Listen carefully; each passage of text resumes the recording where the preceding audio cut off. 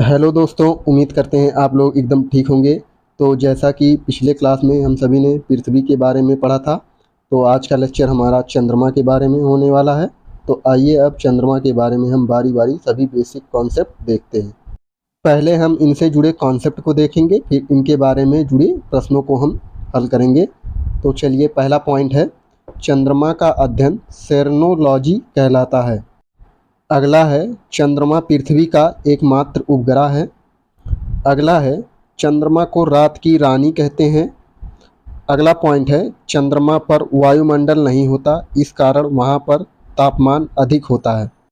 वायुमंडल के अभाव के कारण ही चंद्रमा पर अत्यधिक उल्कापिंड गिरे हैं, जिस कारण चंद्रमा पर बड़े बड़े गड्ढे बने हैं, जिसे क्रिएटर कहते हैं। इस गड्ढों पर सूर्य का प्रकाश नहीं पहुंच पाता, इसी कारण वह भाग पृथ्वी से देखने पर धब्बा सा दिखाई पड़ता है। तो इसको आप लोगों ने भी देखा होगा, चंद्रमा पे काला काला जो धब्बा दिखाई देता है, वह इसी कारण होता है।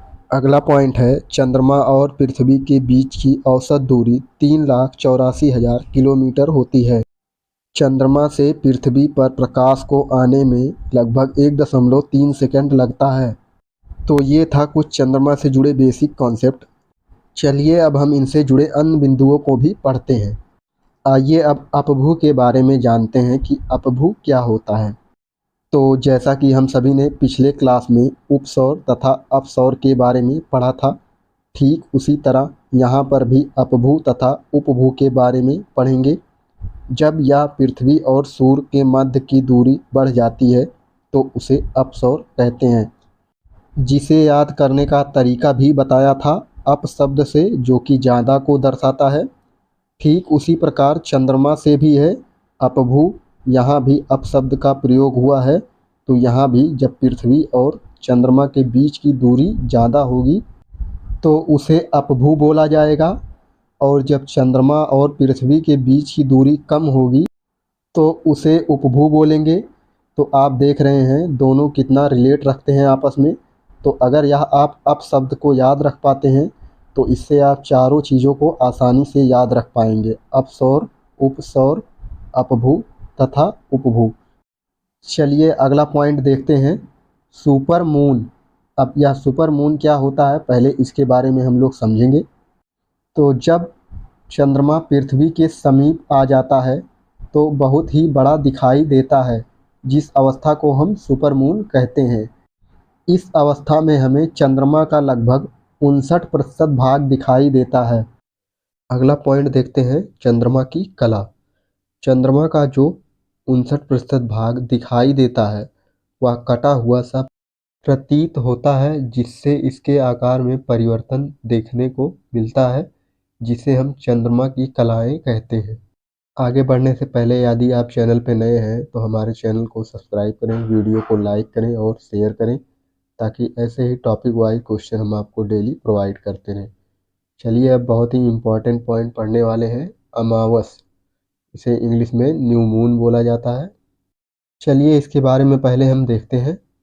अमावस, जब चंद्रमा पूरी तरह नहीं दिखाई देता तो उस अवस्था को अमावस की रात बोला जाता है। अमावस की रात हर 28 से 30 दिन के बाद आती है।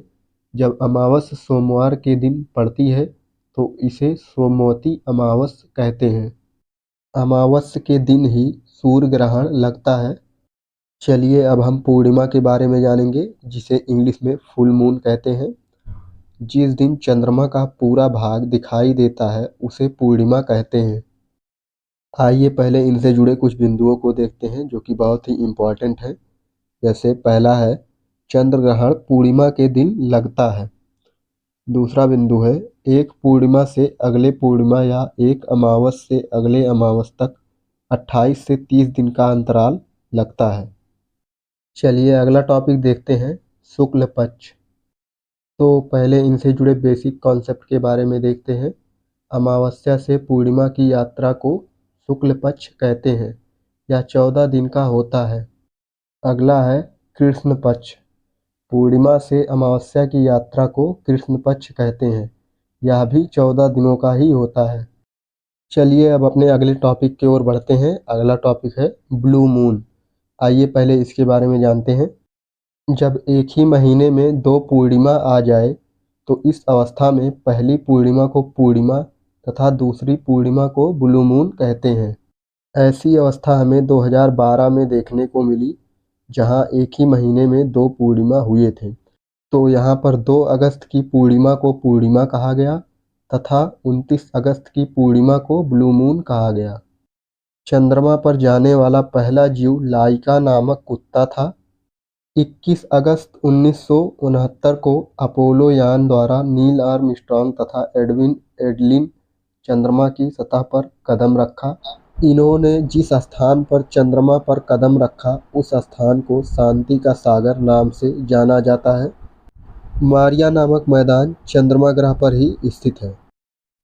चंद्रयान-3 भारत का तीसरा चंद्र मिशन है। यह 14 जुलाई 2023 को इसरो द्वारा श्रीहरिकोटा से 2:35 पर छोड़ा गया। इसका लक्ष्य दक्षिणी क्षेत्र पर एक लैंडर और एक रोवर को उतारना है। चलिए अगला पॉइंट देखते हैं। सूर्य ग्रहण, इसे इंग्लिश में सोलर इक्लिप्स बोला जाता है। जब सूर्य तथा पृथ्वी के बीच चंद्रमा आ जाता है तो सूर्य का पूरा भाग नहीं दिख पाता, जिस कारण सूर्य ग्रहण लगता है। आइए इनसे जुड़े कुछ बिंदुओं के बारे में देखते हैं। पहला है, सूर्य ग्रहण के समय सूर्य का दिखाई देने वाला भाग कोरोना कहलाता है। अगला है, इसमें यूवी किरण पराबैंगनी किरणें पाई जाती हैं। इसी कारण इसे सीधा देखने पर व्यक्ति की आंख भी खराब हो सकती है।